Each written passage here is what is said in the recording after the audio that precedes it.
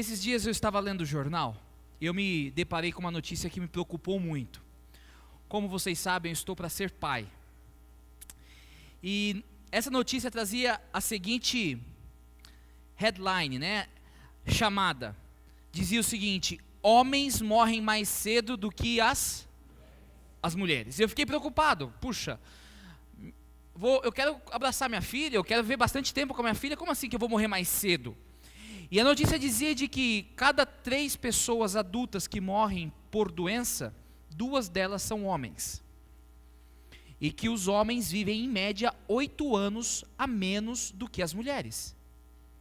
E eu falei, puxa vida, por que será isso? Eu comecei a pesquisar. Por que será que o homem vive a menos do que as mulheres?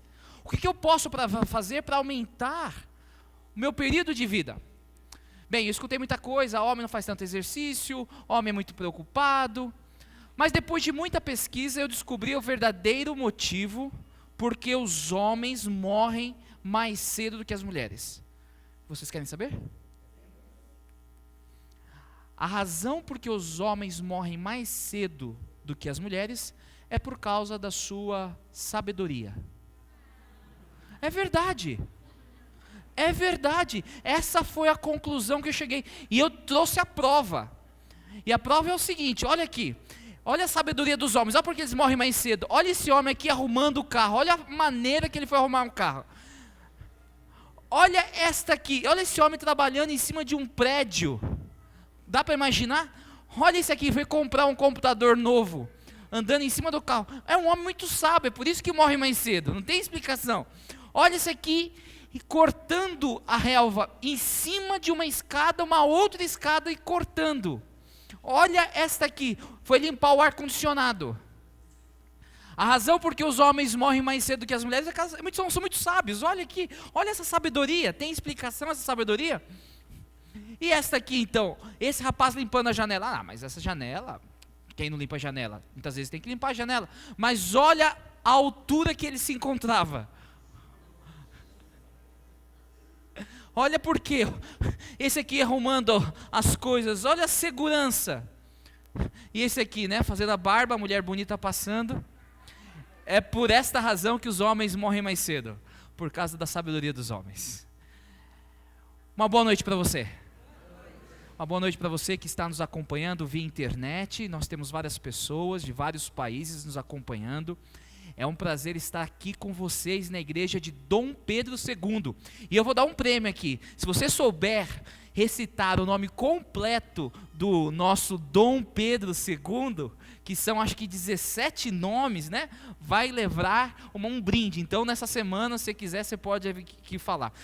A igreja de Dom Pedro II se encontra aqui na cidade de São José dos Campos. E eu quero agradecer a igreja, os líderes da igreja, porque se você falasse e visse como essa igreja estava 2 semanas atrás, você falou assim, não, isso aqui não ia acontecer nenhum evento, está tudo bonito, tudo ajeitado, e eu agradeço a Deus e louvo a Deus por isso. Mas nós estamos aqui para aprendermos um pouco mais de Deus. Queremos começar o ano da maneira correta. Eu hoje estou usando essa gravata é nova, quem me deu essa gravata foi a minha irmã. Falei assim, vai começar o ano correto, né? Vamos começar com uma roupa nova. E tem muitas crendices, né? Alguns deram 7 pulinhos na virada do ano.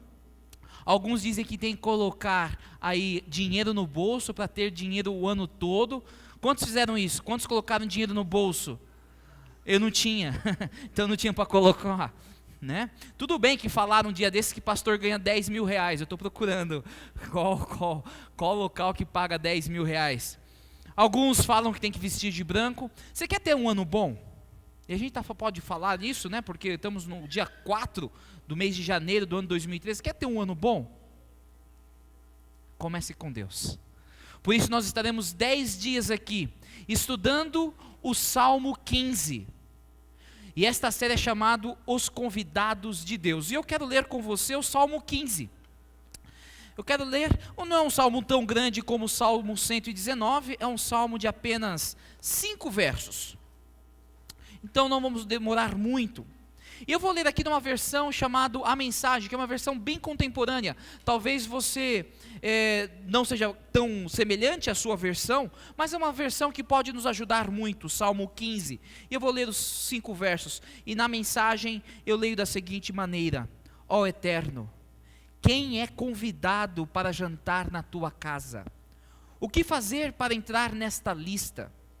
Ande direito, faça o que é certo, fale a verdade, não machuque seu amigo, não acuse o próximo, menospreze o desprezível, mantenha sua palavra mesmo quando tiver prejuízo, viva de maneira honesta, jamais aceite propina, você nunca entrará na lista negra se viver desta maneira. Que forma interessante de apresentar.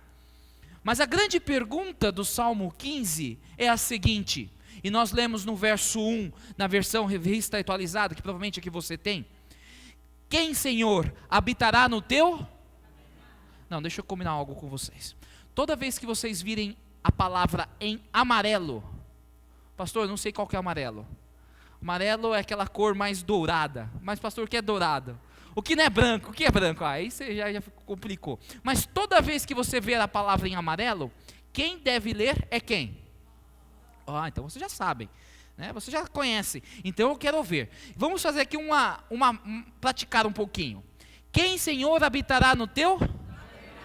Agora, eu escutei. Agora vamos fazer o seguinte, vamos ler de novo, treinar com o pessoal que está em casa nos assistindo, tá? Então você em casa vai falar. É para falar alto porque a gente tem que escutar aqui, né? Quem, Senhor, habitará no teu? Não, é só o pessoal de casa agora, tá? Só o pessoal de casa. Vamos ver se a gente escuta o pessoal de casa. Tem que ficar em silêncio. Quem, Senhor, habitará no teu? Vocês escutaram? Pela fé você tem que escutar. Quem, Senhor, habitará no teu? Quem há de morar no teu? A pergunta do Salmo, eu acho que é a pergunta mais importante que nós temos. Quem vai habitar, quem vai morar com Deus?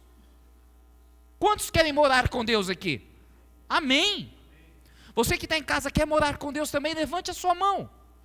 Quem vai morar com Deus? Esta é a grande pergunta que o salmista faz. Quem vai habitar na casa de Deus? Quem faz parte da lista dos convidados? Se você se lembra, lá em João 14, de 1 a 3, temos palavras célebres de Jesus. Não se turbe o vosso, credes em Deus, crede também em mim. Na casa de meu pai, ao quê? Há muitas moradas. Se não fosse assim, eu vou-lo teria dito, e vou preparar-vos. Deus foi preparar um lugar para cada um de nós. E quem vai morar com Deus? Esta é a grande pergunta. E se você ler o Salmo 15, você vai ver ali pelo menos 10 pontos. E alguns perguntam, será que Deus agora deu uma lista de coisas que a gente precisa fazer para morar com Ele? E eu quero deixar bem claro, que para você morar com Deus, não tem nada que você possa fazer. Porque ninguém é digno, e ninguém pode fazer algo que o leve ao céu, ou para obter a salvação. A salvação é um presente de Deus, e nós lemos isso lá no livro de Efésios, no capítulo 2, verso 8 e 9.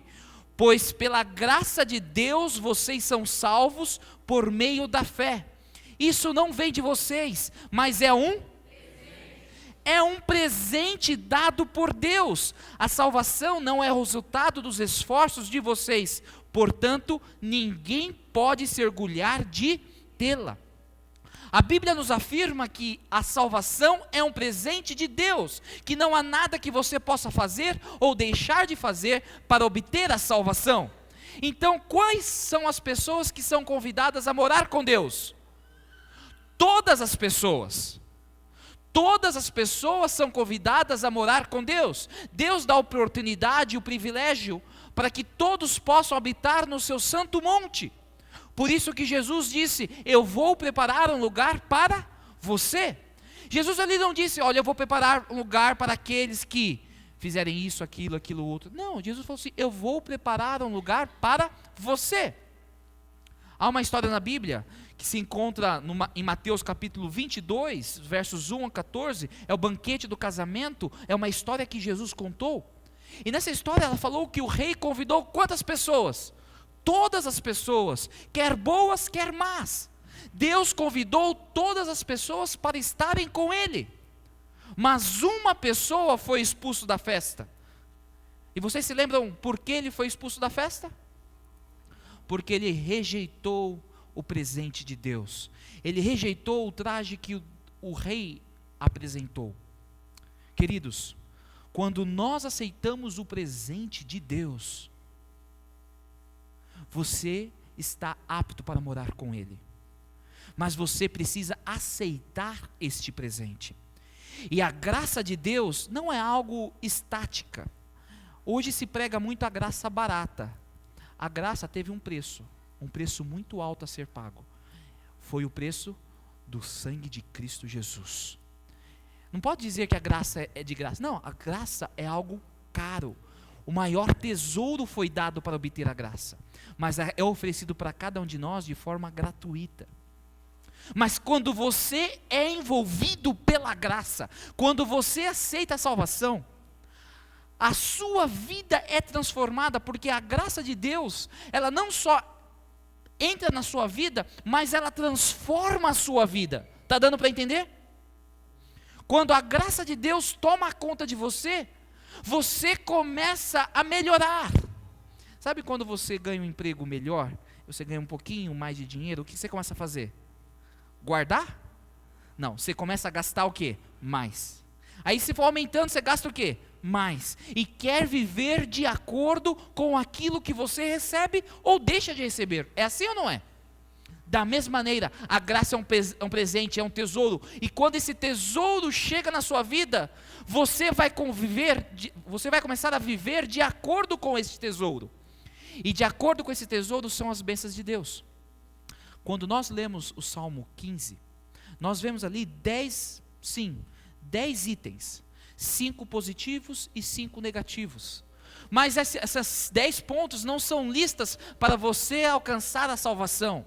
Esses 10 pontos são pontos, evidências daqueles que já foram salvos, daqueles que já foram transformados por Deus. A descrição do Salmo 15 é a descrição de alguém que já foi transformado por Deus. E a Bíblia nos diz, pelos seus frutos os conhecereis. Por isso é importante nós estudarmos o Salmo 15 para podermos compreender se a transformação, que a salvação opera em cada um de nós, está sendo real na nossa vida. Por isso queremos começar o ano transformando a nossa vida. Não pelo poder nosso, não pelas palavras de um pregador, mas pelo poder de Deus. E nós iremos estudar a cada noite um pouquinho do Salmo 15. E a minha oração é que quando chegarmos ao final dessas 10 noites, nós possamos sentir Deus falando ao nosso coração e transformando a nossa vida. E hoje nós queremos começar a responder essa pergunta tão importante do Salmo 15, verso 1. Quem, Senhor, habitará no teu?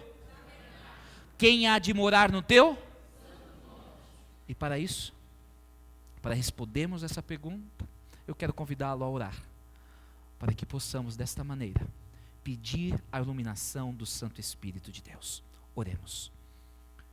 Querido Pai, neste momento que iremos estudar o que a graça, o que a salvação faz na vida daqueles que aceitaram a Cristo Jesus como Senhor e Salvador, que nós possamos ter a orientação divina, que nós possamos ter a iluminação do Santo Espírito. Pai, que o Santo Espírito possa mover-se entre nós.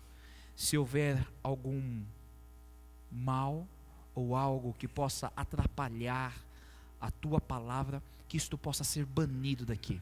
Senhor, me esvazia para que eu possa ser preenchido pelo Teu Santo Espírito e desta maneira compartilhar as Tuas palavras, as Tuas ideias.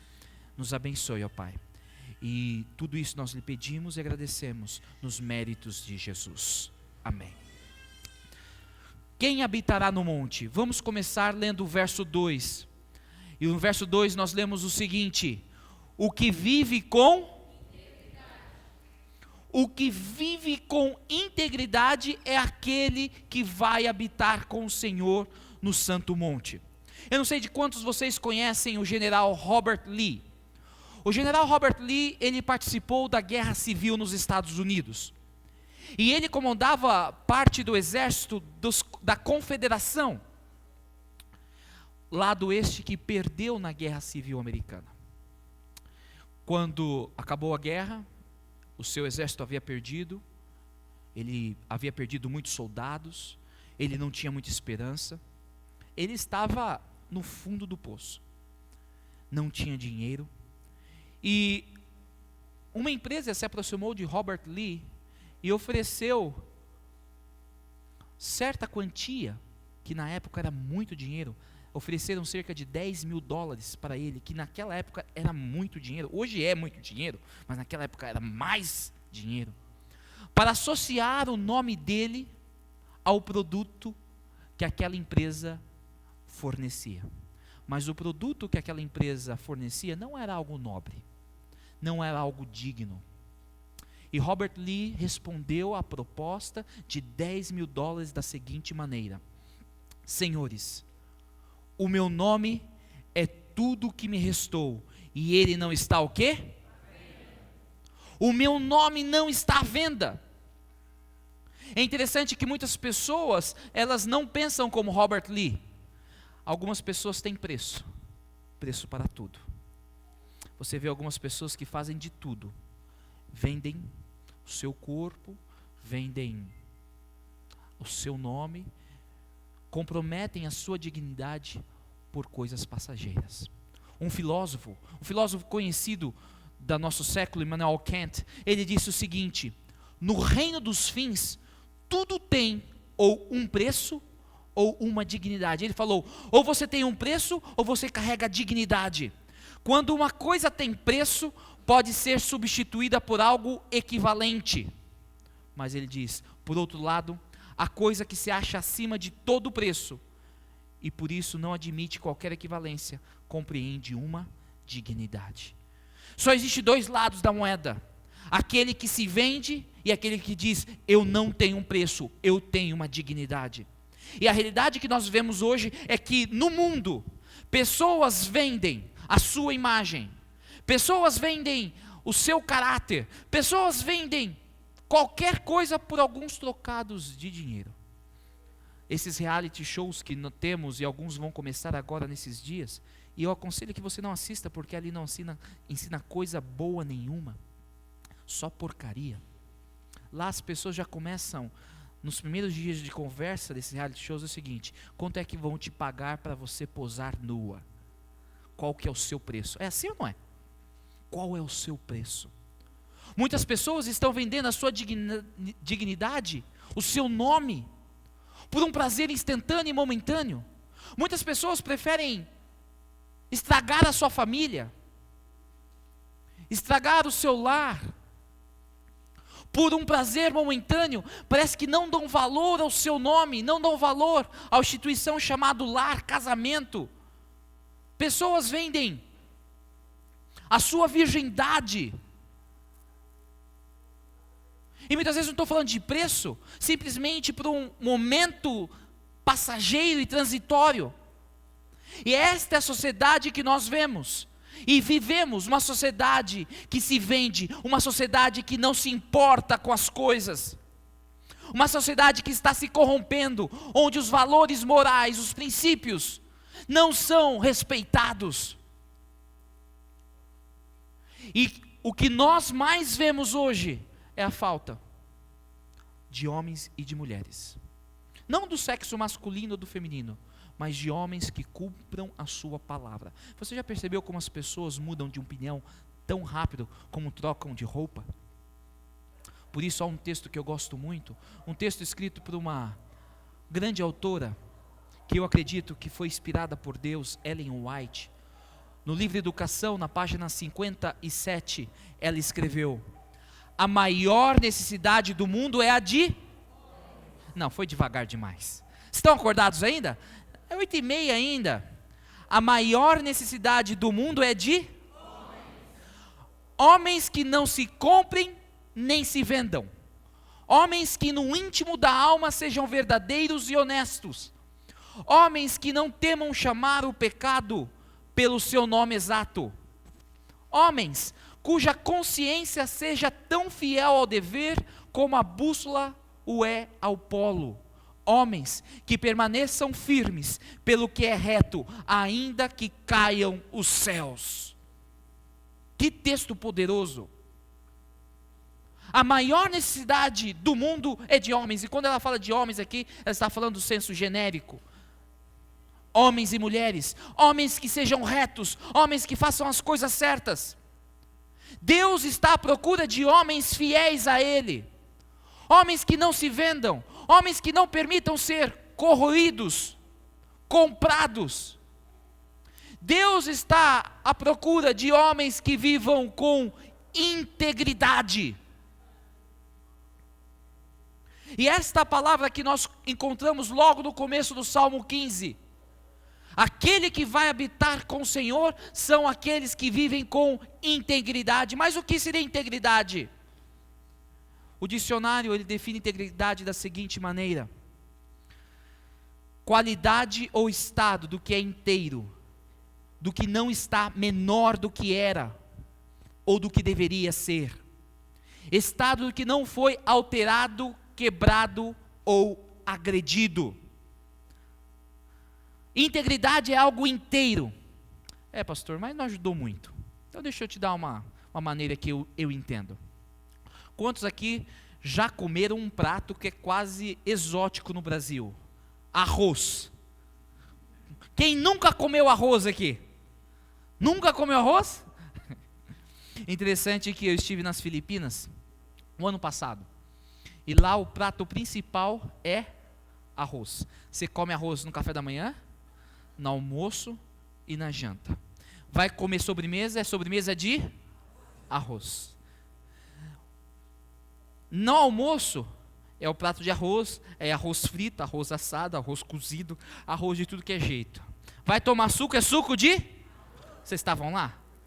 Não era suco de arroz não, tá vendo como eu peguei vocês? Mas um dos pratos que é a base da alimentação brasileira e dos países asiáticos é o arroz.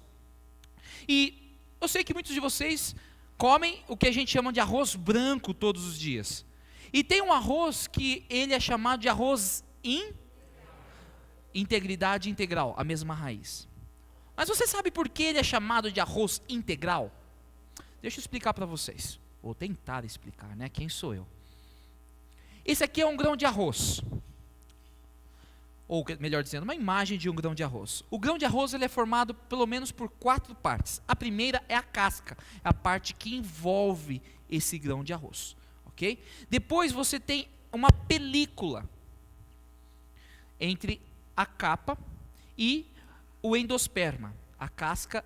Essa película é que a turma faz o farelo de arroz. É feito dessa película. E aqui você tem o germe, que é parte do arroz. Os nutrientes, as coisas boas do arroz, eles se encontram na película e no germe. O que é o arroz branco? Você quer saber o que é o arroz branco? O arroz branco, você tira a casca, você tira a película. Sabe o que é a película, que eles fazem com a película? Onde estão os nutrientes e tudo mais? Eles fazem o farelo para dar para os cavalos comerem, porque é bom. Eles tiram o germe e deixam o endosperma, que é a parte branca, onde está o amido. E sabe o que o amido faz? Só faz engordar. Então, o que é o arroz branco? E é interessante, sabe como chamam as empresas que fazem esse processo de tirar a casca, a película e o germe? Beneficiadoras de arroz. Elas fazem um benefício para o arroz. Eles tiram o quê? Tira a casca, a película e o germe onde estão os nutrientes. E deixa só a parte branca, o arroz branco que a gente conhece. Já o arroz integral, e vai pensando, porque arroz integral tem a ver com integridade. O arroz integral, o que é arroz integral? É quando só tira a casca. Fica a película, o germe e o endosperma. Ou seja, os nutrientes ali continuam. Eles não perdem a sua essência. Ele continua completo. O arroz, ele é chamado integral porque ele não perde a sua essência. Ele não perde aquilo que ele tem valor. Ele não perde aquilo que é bom. E se você chamar uma pessoa, quando Deus chama alguém para viver de forma íntegra, Ele está dizendo o seguinte: eu quero viver uma pessoa completa, inteira, que não deixou ser levado por coisas deste mundo, que não foi corrompido, que não foi tirado as coisas boas delas. E Deus hoje está em busca de pessoas íntegras. Deus está em busca de pais íntegros, pais que se preocupem com a sua família. Deus está preocupado com homens íntegros, que saibam respeitar as mulheres, que saibam respeitar as pessoas, que vivam de forma digna. Deus está à procura de esposas íntegras, esposas que sejam fiéis ao seu marido. Deus está à procura de mães íntegras. Deus está à procura de professores íntegros, alunos, irmãos íntegros, pessoas que não se compram e não se vendem, pessoas que são completas, pessoas que não se deixam levar por causa das situações do mundo. Deus está procurando o melhor. E a Bíblia nos diz, lá no Salmo 15, lá no verso 2, e nós lemos, que aqueles que vão habitar, são aqueles que vivem com integridade. São pessoas que não deixaram ser levadas, corrompidas. Não porque elas têm força própria, não porque elas são boas por si mesmas, mas porque elas foram salvas. E a pergunta que você pode estar passando na sua cabeça: pastor, como viver de forma íntegra? Ou o que é viver dia a dia de forma íntegra?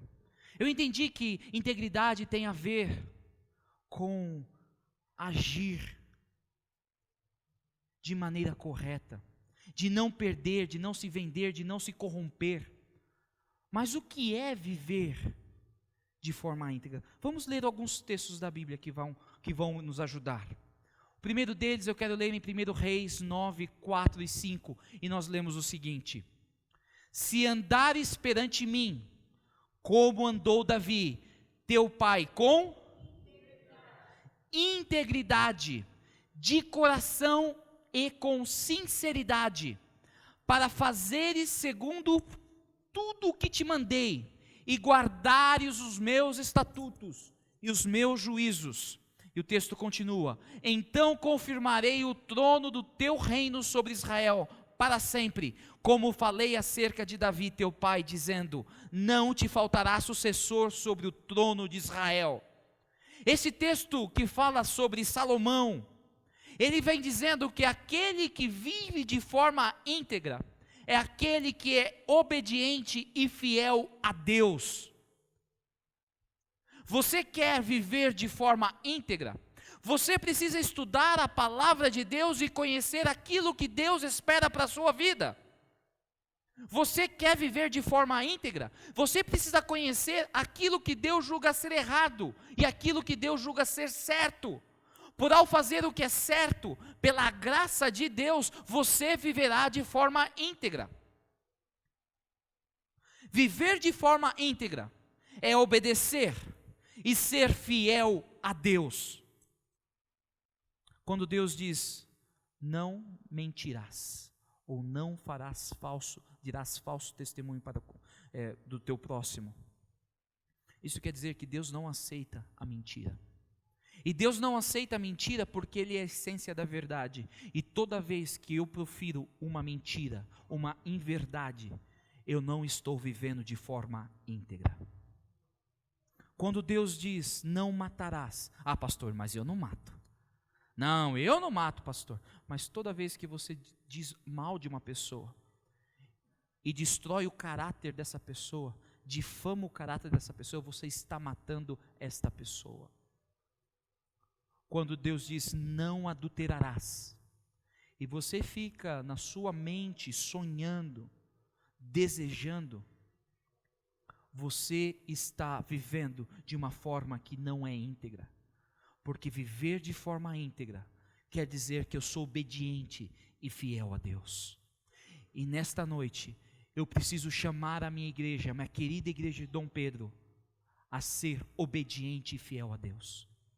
E eu quero chamar você que está em casa assistindo. Não sei aonde, quem sabe aqui em São José dos Campos, no Rio de Janeiro, um outro país, Canadá, provavelmente minha esposa está me assistindo, então um beijo para você. Viver de forma íntegra é ser fiel e obediente a Deus. Mas não para por aí. Vamos ler um outro texto. Jó 2, verso 3, nós lemos. Perguntou o Senhor a Satanás: observaste o meu servo Jó? Porque ninguém há na terra semelhante a ele, homem íntegro e reto, temente a Deus e que se desvia do... Ele conserva a sua integridade, embora me incitaste contra ele para o consumir sem causa. Esse texto nós percebemos que a pessoa que vive de forma íntegra é aquela pessoa que se desvia do mal e se desvia do pecado. A pessoa que vive de forma íntegra, a pessoa que passa tempo com Deus, ela não gosta do pecado, não gosta do mal. Ela gosta do bem e de fazer coisas boas. Por isso que a Bíblia diz que bem-aventurado é aquele homem que não se assenta às rodas dos escarnecedores. Porque quando você tem um contato com Deus que é puro, santo e justo, quando você é salvo por Ele, você não vai aceitar o lixo deste mundo. E se você tem aceitado o lixo deste mundo, quem sabe você não tem experimentado a Deus a cada dia. E como pastor, eu chamo você neste começo de ano para viver um ano de 2013 de forma íntegra, se desviando do mal e desviando do pecado. E sabe qual é a melhor situação, a melhor maneira para se desviar do mal e não pecar? Vou contar um segredo para vocês. Um segredo que não fui eu que inventei, mas eu li na Bíblia. A história de José. José estava na casa de Potifar, ele era servo, e chegou uma mulher, e não pense que a mulher era feia, era a mulher dos principais líderes do Egito, e naquela época eles não estavam preocupados com caráter, eles queriam pessoas bonitas. Aquela mulher era uma mulher bonita, e ela queria se deitar com José. E o que José fez? Fugiu. Porque com tentação e com pecado não se brinca. Com tentação, com mal e com pecado não se dialoga. Não fique brincando. Quem brinca com fogo, se queima. Deus diz que aqueles que andam com Ele, aqueles que experimentam a salvação e que viverão com Ele no Santo Monte, são pessoas íntegras. Não porque elas não são sem pecados, mas porque elas decidiram fugir do pecado, decidiram desviar do pecado, porque não querem estar no pecado, querem estar com Deus. Amém? E neste ano, neste começo do ano, eu clamo para que você possa viver de forma íntegra, se desviando do mal e do pecado, mas não para por aí. Viver de forma íntegra também envolve outras coisas, e no livro de Tito, no versos 2, verso 7, nós lemos: torna-te pessoalmente padrão de boas, no ensino mostra o quê?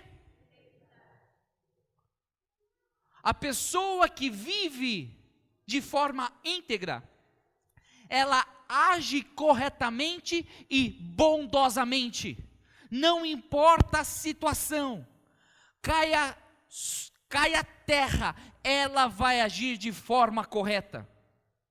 Você já se deparou quando, quem sabe, você vai à padaria e a pessoa ali na hora de devolver o troco, porque você comprou o pãozinho branco, não o pãozinho, o pão integral, mas o pão branco que é feito só do endosperma. Está dando para entender agora um pouco melhor? E quando a pessoa te devolve o troco, ela te devolve, quem sabe, R$ 5 a mais. Ela não sabe, mas você sabe. A pessoa que não vive de forma íntegra, ela fala: ganhei R$ 5 em bolsa. A pessoa que vive com Deus e vive de forma íntegra, ela diz: você devolveu dinheiro errado, está aqui os seus R$ 5. Quantas vezes eu fico impressionado com as notícias de garis em grandes festas, muitas vezes no carnaval, limpando a rua, encontram carteiras com uma grande quantia, e quem sabe eles precisavam daquele dinheiro, mas eles têm algo que não está à venda: a sua dignidade, o seu caráter. E hoje nós precisamos de mais pessoas assim, pessoas fiéis. Mas viver de forma íntegra vai mais.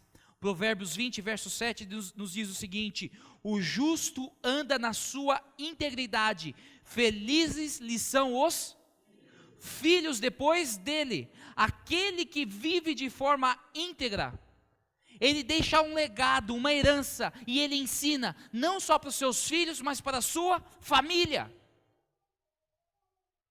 Ele ensina que fazer as coisas de forma correta é o ideal. Eu já vi pais ensinando filhos a tentar trapacear, para se darem melhor na vida. E eu não vou perguntar se você conhece, porque eu tenho certeza que você conhece. Que mentir é uma boa solução, que ignorar as leis é a melhor solução, mas o pai, a mãe, que são íntegros, eles ensinam esses valores a seus filhos. Este ano o Distrito do Bosque está focando os seus trabalhos, as suas atividades na família. E um dos valores que as famílias precisam passar para os seus filhos é a integridade. Fazer o que é certo a despeito das consequências. É um ensino, é um legado, é uma herança. Talvez você não tenha condições de deixar para o seu filho uma herança ou uma casa. Pelo contrário, quem sabe você vai deixar para o seu filho uma dívida. E cada vez que eu me aproximo de ser pai, eu começo a pensar nessas coisas. O que eu vou deixar para minha filha? Aí eu já paro de tomar meu sorvete. Não vou tomar esse sorvete e guardar para minha filha. Talvez você não tenha dinheiro para deixar nada para o seu filho. Mas a maior herança que você pode passar para o seu filho, o maior legado que você pode deixar, é a integridade. E quantas pessoas já ouvi: meu pai não deixou nada em recursos financeiros, mas deixou o meu caráter.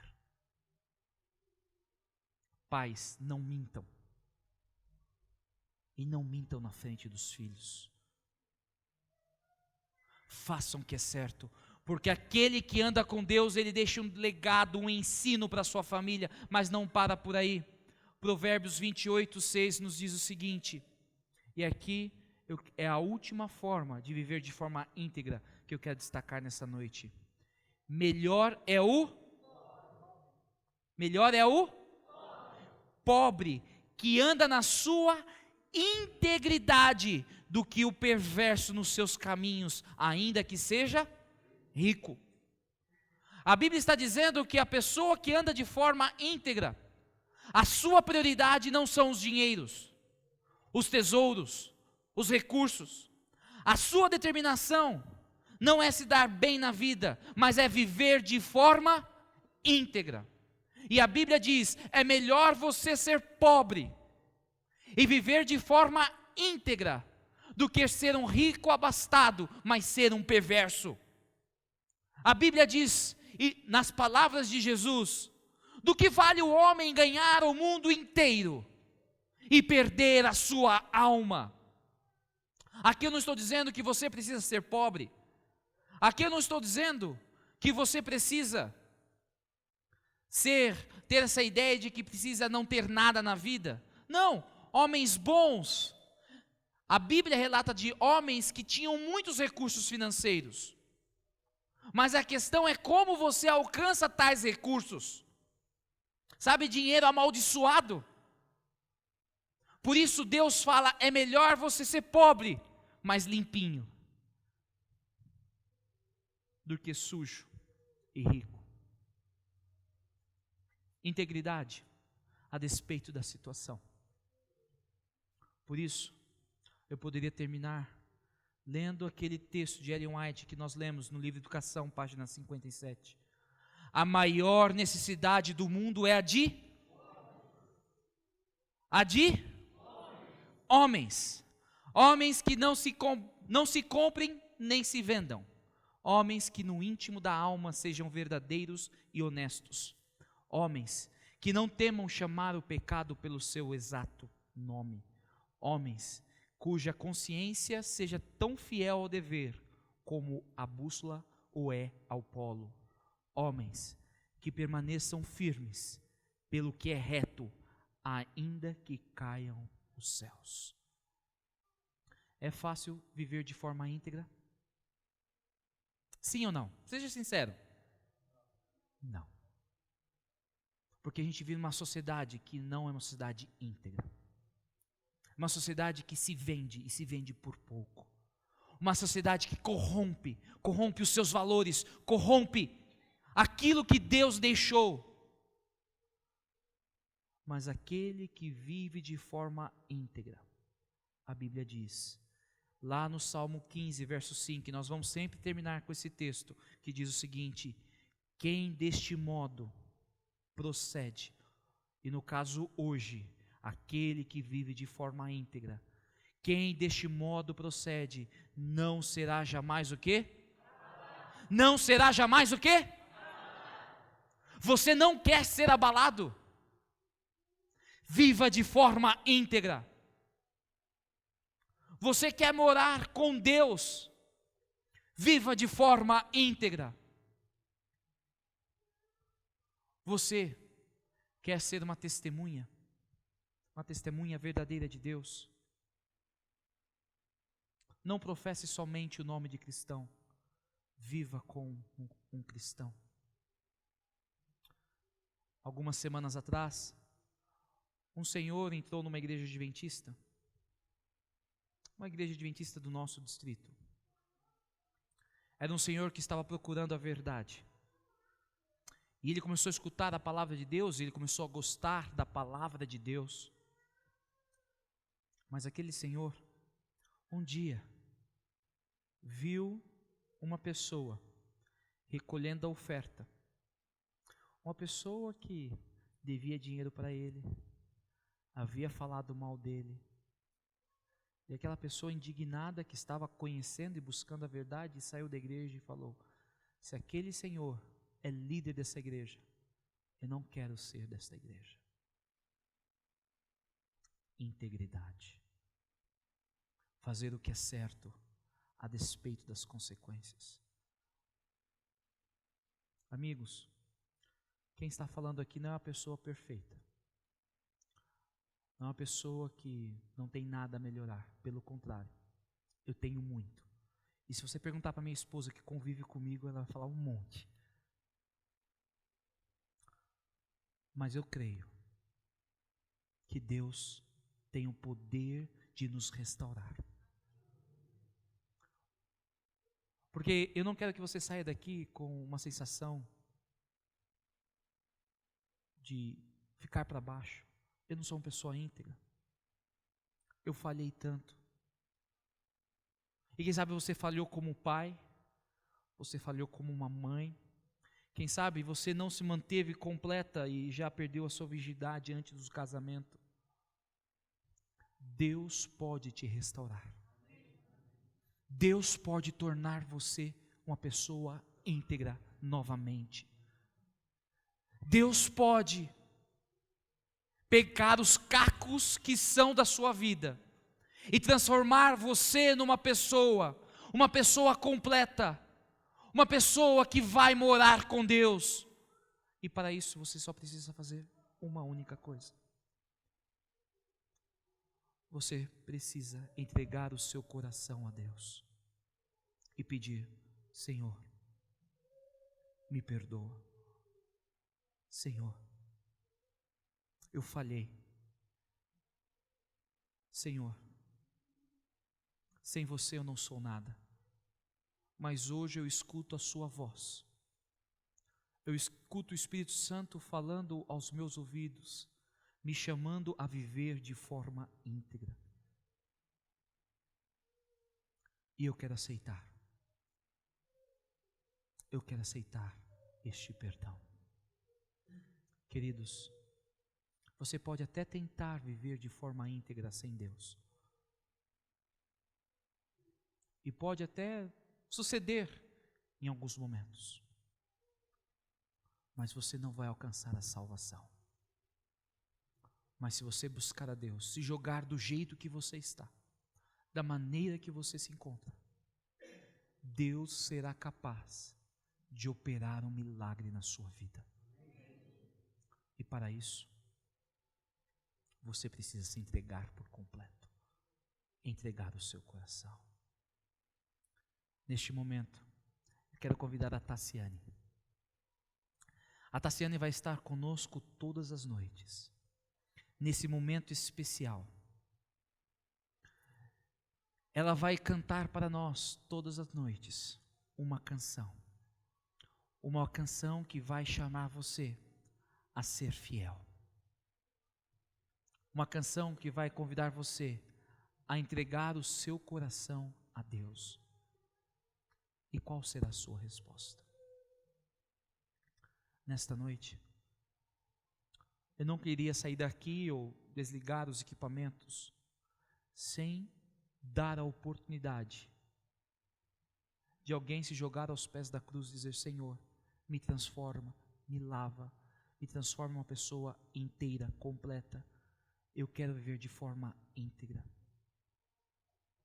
Se você é uma dessas pessoas, que a mensagem de Deus tocou você esta noite, porque a mensagem de Deus é poderosa, porque a mensagem de Deus, ela consegue tocar nos corações. Se Deus falou ao seu coração nesta noite, eu gostaria que você se levantasse, enquanto ela canta, para que eu pudesse orar por você, para que Deus pudesse te transformar, te contemplar com um grande presente, o presente da graça. E ao ser contemplado pelo presente da graça, para que você possa ser uma pessoa íntegra. Por que não dizer hoje para Jesus: eu aceito, eu quero ser transformado, eu quero viver de forma íntegra.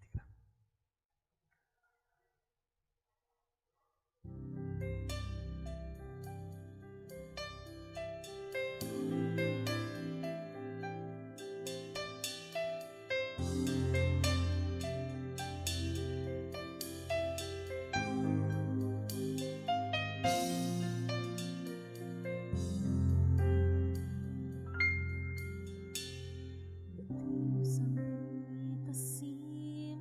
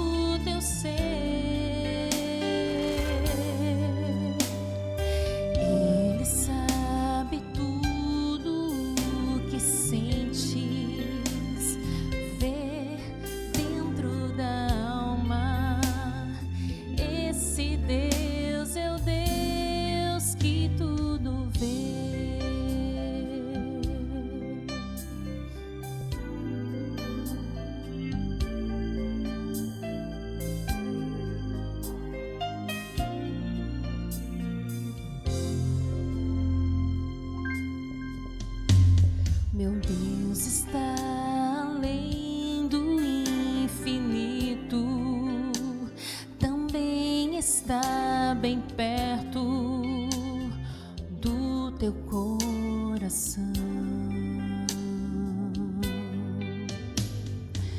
Ele não oculta o seu amor e sempre está disposto a suavizar a tua dor. Meu Deus é mais sublime que as riquezas, o amor que excede a grandeza está em teu coração. Conhece os humildes e contritos, dá alívio aos aflitos e nunca vai negar-te a mão. Esse mesmo Deus conhece a tua vida, conhece o teu mundo, conhece o teu ser. Ele sabe tudo o que sentes, vê dentro da alma. Esse Deus é o Deus que tudo vê. Esse Deus ainda chora as tuas lágrimas,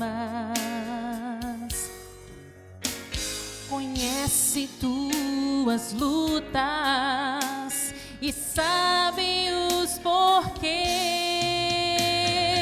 Ele é o autor da tua vida. Oh, ele vai sarar tuas feridas. Esse mesmo Deus conhece a tua vida, conhece o teu mundo, conhece o teu ser.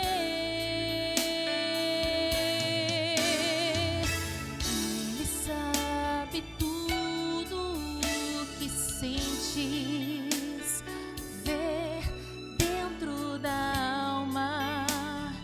Esse Deus é o Deus que tudo vê.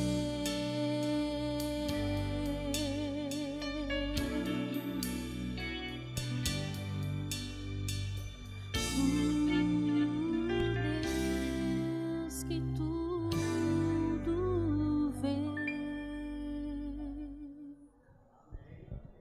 Vamos orar. Querido Pai,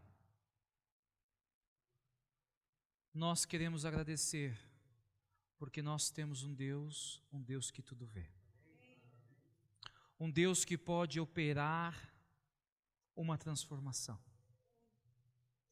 Um Deus que pode pegar uma vida despedaçada, corrompida, destruída pelo pecado e por suas circunstâncias, e transformar numa vida completa, pura, sem manchas, uma vida íntegra. Senhor, os teus filhos aqui na igreja de Dom Pedro e ao redor do mundo, através da internet, clamam ao Senhor neste momento: Senhor, transforma-me, eu quero ser íntegro. Senhor, que cada um de nós possamos escutar a voz de Deus e possamos viver de acordo com esta voz. Nos leve em segurança, ó Pai, e nos traga amanhã para novamente começarmos a nossa jornada novamente pelo Salmo 15 e aprendermos um pouco sobre aqueles que estarão contigo nos céus. Obrigado, Senhor, por esta oportunidade. E é no nome de Cristo que nós oramos. Amém.